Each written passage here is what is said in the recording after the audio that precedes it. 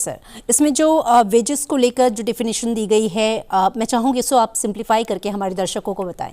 Veg की definition अब simple हो गई है। Whatever a person gets, जो भी वर्कर को तनख्वाह मिलती है उसका 50% will be treated as basic पे।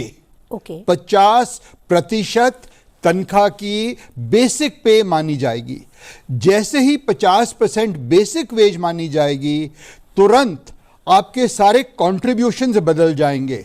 चाहे प्रोविडेंट फंड का कंट्रीब्यूशन हो, चाहे ईएसआई का कंट्रीब्यूशन है, चाहे ग्रेच्युटी मिलनी है, इन सारे चीज़ों में there will be an enhancement available to the employees. ये मैं मानता हूँ, शुरू में ही मैं कहूँगा, क्योंकि ये नई परिभाषा से वर्कर्स को कैरी होम मनी थोड़ा कम हो जाएगा। This is an aspect that needs consideration. और मेरे को सुनने में भी ये मिला है कि यूनियन वाले कह रहे हैं कि शायद उसको 50% से कम कर दीजिएगा। जो भी महीने की तनख्वाह है उसके 50% वेज मानी जाएगी और जो भी स्टैट्यूटरी कॉन्ट्रीब्यूशंस होंगे वो सब उसी के आधार पर कैलकुलेट होंगे। जी बिल्कुल। लेकिन आम कर्मचारी की सैलरी स्लिप में इन कोड्स के बाद क्या बदलाव दिखेंगे? वेजेस की नई परिभाषा जो है वो रोजमर्रा में सीधा इसका मतलब क्या है?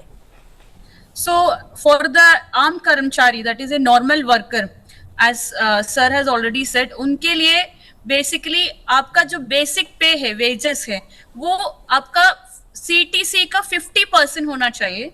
तो इसका मतलब है कि जो वेजेस है उसका बेसिक पे है, दैट विल इंक्रीज।